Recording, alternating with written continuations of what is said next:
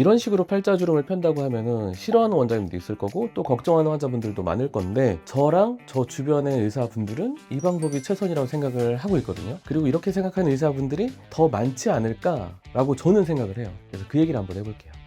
팔자주름을 피는 첫 번째 도구는 아무래도 필러인데요. 이 히알루론산 필러 얘기를 하면 지금은 정말 워낙 많은 분들이 필러 공포증이 있고 또 이 필러 공포증이 편승하는 컨텐츠를 만드는 그런 의사 선생님들이 많이 계시기 때문에 제가 욕을 먹을 수도 있겠지만 저처럼 생각하는 의사들이 더 많거든요. 근데 이 필러 공포증 같은 이런 분위기 때문에 말을 못해서 그렇지 욕을 먹을 각오를 하고 누군가는 말을 해야 된다라고 생각을 해요. 자, 먼저 팔자, 눈밑, 역광대 이런 자리는 사실 되게 어려운 부위예요. 물론 진짜 어려운 부위는 따로 있어요. 코라든지 입술이라든지 애교라든지. 근데 재밌는 거는 코, 입술, 애교 이런 데다가 콜라겐 부스터로 모양을 만들겠다라는 그런 의사는 없어요. 아무도 없어요. 왜냐? 이게 너무 어려우니까. 근데 그나마 조금 만만한 부위가 팔자, 눈밑, 역광대잖아요. 그래서 이런 자리에는 이제 콜라겐 부스터나 이런 걸로 도전을 하겠다라는 의사 선생님들이 좀 있는 거죠. 근데 모양이 이런 필러보다 잘 나올 수가 있느냐, 이런 어려운 부위에 이게 근본적으로는 불가능하다, 어렵다, 이거는 그냥 깔고 가셔야 된다고 저는 생각을 해요. 물론 이 세상 어딘가에는 콜라겐 부스터를 정말 잘하는 원장님이 어딘가에는 있을 수 있다. 그러나 일반적으로는 콜라겐 부스터는 사용을 하고 모양을 내기가 참 어려운 재료다, 이렇게 생각하시면 돼요.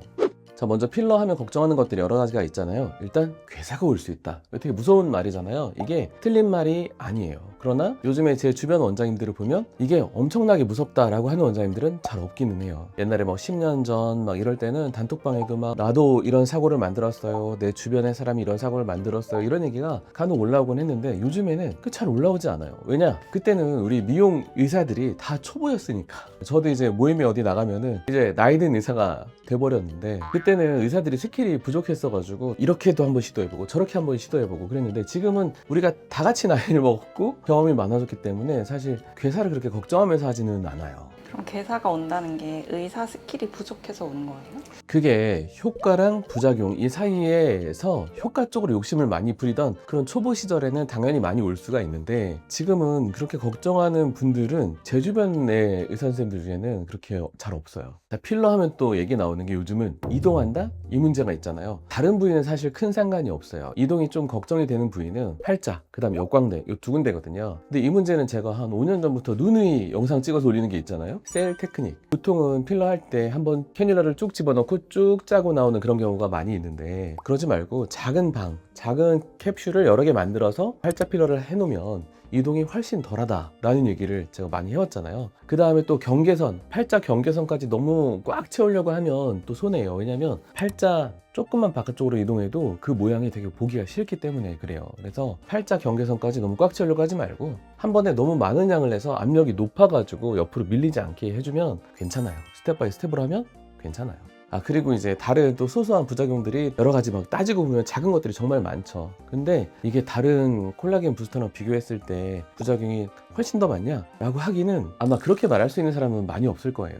왜냐면 우리가 똑같은 기준을 세웠을 때 콜라겐 부스터, 지방이식, 히알루론산 필러, 연구 필러 이렇게 여러 가지 비교해 보면 히알루론산 필러가 아직까지는 저는 제일 무난하다, 다른 거에 비하면, 그렇게 생각을 하고요. 똑같은 기준을 세우면 다른 재료들이 괜찮냐? 그렇지 않아요. 근데 이런 히알루론산 필러도 부작용이 당연히 있을 수 있기 때문에 부작용이 있으면 좀 빨리 해결할 수 있는 그런 비상연락망이 병원에 있는 게 중요하다고 생각해요. 연휴도 있고 휴가도 있는데 그 사이에 연락을 못해서 발 동동 구르고 이런 일은 최소화돼야 된다고 생각을 해서 비상연락망 중요하다 생각을 하고요. 또 환자분들이 또 시술 받고 바로 외국에 나가야 된다, 또 아니면은 의사가 외국에 나가거나 여행을 가야 된다, 세미나를 가야 된다, 외국에, 이런 경우에는 그 기간 동안에는 또 히알루론산 필러라도 안 하는 게 저는 안전하다고 생각해요. 원장님 그걸 안 하세요? 안 해요. 약간 매출에 영향이 가지 않아요? 그 부담을 안고도 그냥 안 하시는. 영향을 가지만 안전하게 주게 하니까. 오. 자, 두 번째 팔자 필러를 위한 시술은 실리프팅인데요. 나이 먹으면 팔자 위에 중안면이 이렇게 떨어져서 이 부분이 높아지니까 팔자가 깊어 보여요. 그래서 이 부분을 당겨 올려주면 실리프팅으로 이 부분이 납작해지면서 팔자가 좀 펴진 것 같은 그런 모양이 생기거든요. 그럼 여기서 실리프팅 말고 울세라 같은 리프팅 하면 안 돼요? 해도 되고 효과가 있는데 실리프팅만큼 드라마틱하지 않을 때가 많긴 해요. 그래서 단순히 이게 좀 좋아지니까 울세라도 하고 이것도 하세요라고 하기가 쉽게 말씀드리기가 어려운 것 같아요. 왜냐면 실리프팅에 해당되는지 먼저 이제 얼굴을 들어 올려보고 이쪽에 해당되면 실리프팅이 모양 변화에 꽤 많이 났다고 생각하는데 당연히 또 넌 실리프팅 너무 무서워서 못하겠다 이런 경우가 있죠. 그러면 또 울세라나 또는 뭐 다른 뭐 온다나 이런 것들 할 수 있겠지만 무조건 효과 있으니까 이것도 하고 이것도 하고 이것도 하세요라고 다 하세요 약간 이렇게 원하는 거는 좋진 않다고 생각을 하고요. 또 가끔씩 실리프팅이라고 해도 35살 이전의 환자분이나 또는 처진 게 아니라 그냥 볼살이 많아서 여기가 통통한 환자분들에게도 실리프팅을 권하는 경우가 많이 있더라고요. 이걸 제가 어떻게 하냐면 우리 환자분들이 하고 오시기 때문에 아는 거예요. 실리프팅이 정말 필요한 사람인지 확인을 하고 시술을 하면 좋을 것 같아요. 침습적 시술이잖아요. 실이 이렇게 들어가서 얼굴 속으로 들어가는 건데 이게 효과가 정말 있는 사람한테만 해야 된다고 생각을 해요. 자, 세 번째는 보톡스예요. 이게 보톡스가 팔자에는 일반적으로 하는 곳은 아니거든요. 어색하기가 쉽기 때문에. 그래서 또 이게 또 한다고 하면 또 어떤 의사들은 또 색안경을 끼고 볼 수도 있단 말이에요. 근데 사람이 웃을 때 활짝 웃을 때 보면은 세게 웃는 쪽이 있고 좀 덜 세게 웃는 쪽이 있어요. 세게 웃는 쪽이 팔자주름이 심한 경우가 더 많고요. 그럴 때는 좀 심한 쪽에 팔자 보톡스를 해서 팔자주름에 비대칭이 생기는 걸 막아주면 그건 진짜 좋다고 생각을 해요. 그리고 또 간혹 가다가 양쪽으로도 웃는 힘이 좀 많이 센 분들이 있거든요. 그런 분들은 다른 병원에서 거기 맞는데 아니라는데요 라고 해도 조금은 팔자 쪽에 보톡스를 맞는 게 고려해 볼 만하다고 생각해요. 저희 병원 여자 원장님도 양쪽에 조금씩 맞고 있거든요. 자, 이렇게 해서 팔자 주름을 펴기 위한 여러 가지 방법들을 말씀드렸는데 이제 얘기하다 보면은 또 모든 의사들의 생각이 똑같지 않아요. 의사들마다 생각이 또 다르고 그거에 의해서 또 많은 분들이 또 영향받고 하기 때문에 어떻게 보면은 뭐가 맞지 하고 또 다들 헷갈릴 수가 있는데 제 주변 사람들과 제가 생각했을 때는 이런 방법이 그나마 최선이다라고 생각해서 말씀드리는 거고요. 또 다음에 더 좋은 방법, 더 부작용도 적고 효과도 좋고 덜 어색한 방법이 나오면 그때는 또 제 생각이 당연히 달라질 수 있기 때문에 그때는 또 다르게 또 말씀드릴 수는 있어요. 자, 오늘은 영상은 여기까지고요. 저는 다음 영상에서 여러분을 기다리고 있겠습니다.